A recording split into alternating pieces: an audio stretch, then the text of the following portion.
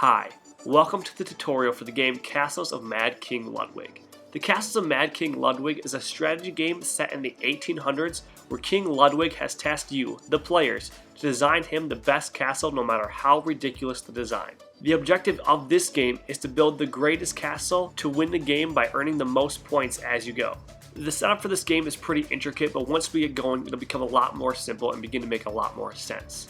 So let's begin with the most difficult part, the setup. To set up the game, you will first lay out the contract board. Use the side with 4 favor spaces for 4 players. If playing with fewer than 4 players, use the reverse side. Next is the small and large room boards. Next is the corridor board, and finally place the score tower above the corridor board. First, pick up the rooms card. You're going to use different amounts of these cards depending on how many players there are. For 4 players, 44 cards. Once these are counted out, shuffle them and place them on the small rooms board. Take the bonus cards, shuffle the entire stack, and place them on the small rooms board as well. Let's pause. Now is a good time to mention, for several of these pieces, there are different amounts used based on how many players are playing. For the remainder of this video, we are going to assume that we are playing with 4 players. Alright, let's continue. Place the stair tiles and the hallway tiles on the assigned space on the corridor board.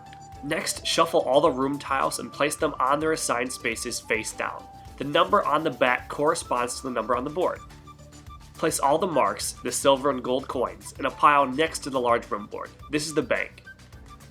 Now have each player randomly pick one favor tile and place it on the contract board. These favor tiles are objectives that each player is competing for to earn extra points at the end of the game. Next, randomly choose one player to begin as the Master Builder and give them the Master Builder token. This token rotates each round to the player to the left. After that, draw 7 room cards and place them each face up. Based off of those 7 cards, draw their corresponding room tiles and place them face up beneath the 7 cost categories on the contract board. Next, give each player, including the Master Builder, a foyer and a corresponding score marker. Place the Master Builder's player token on the 0 space of the score tower. Moving clockwise around the table, each player puts their score marker on the next available space. Spaces 0 through 3 should each have 1 score marker on them. Then deal 3 bonus cards to each player. Each player looks at the cards, then returns one of them to the bottom of the card deck. These bonus cards are secret objectives for your own castle and help you score more points if you complete them. And finally, give 15,000 marks to each player. The game is now set up and ready to play. Now, let's get into the fun stuff. We'll move into the gameplay aspect of the game. So at the beginning of each round, the Master Builder draws enough room cards to fill the empty cost category spaces under the contract board and may rearrange the available rooms to any price. Starting with the player to the left of the Master Builder, each player has the choice to buy 1 room, 1 hallway, or 1 stairs, or they can choose to pass. The player pays the Master Builder if a purchase is made. If a player passes, the player gets 5,000 marks from the bank. On the Master Builder's turn, the Master Builder pays the bank for a room purchase. If a room purchase is made, the tile must be placed and scored immediately.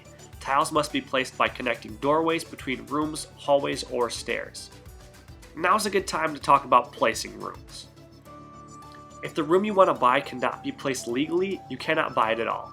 All rooms must be placed right after they are purchased. There must also be 1 entrance open to your castle. In order to place a downstairs room, you must first place a stairway. Downstairs rooms can only be connected to stairs or other downstairs rooms.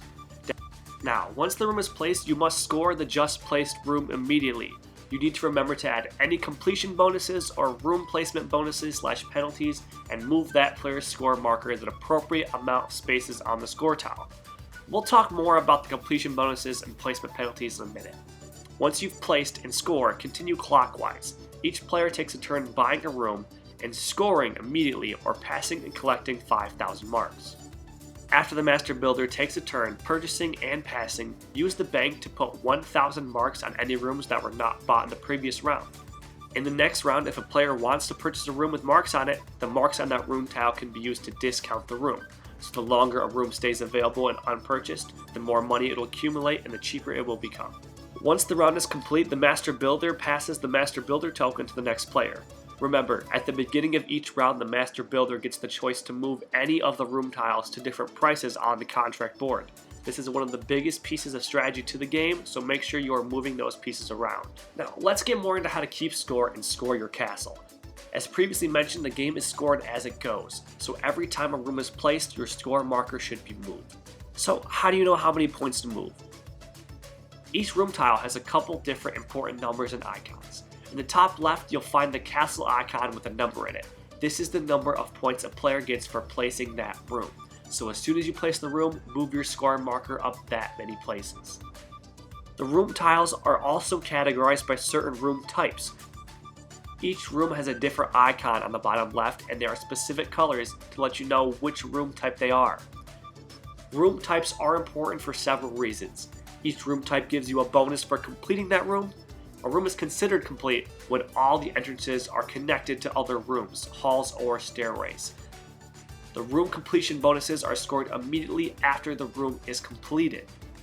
In the game, each player has a completion reward card. That's like a little cheat sheet for you to take advantage to know what room completion rewards you get once the room is complete. So make sure you're using that card as a reference as the game goes on. Many rooms will also have these placement bonuses in the middle, where you receive extra bonus points for them being connected to another room of a certain type. Activity rooms actually give you a penalty if their walls even touch with another room of a certain type. Now, we're finally to the end. So how do we win? When the deck of room cards is gone, the game ends. After the last round is played, turn over the favor tiles. These are the bonuses earned based on certain aspects of your castle. They give you bonus points for things like most types of a certain room, most marks, or most rooms of a certain size. In order to qualify for points from a favor tile, a player must have at least one item in the favor. Then each player adds up points gained from their bonus cards in their hand and moves their score marker accordingly. After all the points are added to the score tower, the player with the most points wins. I hope this tutorial helped. You now have everything you need to play a successful game of Castles of Mad King Ludwig. Now go out, build the craziest castle you can, and may the best player win.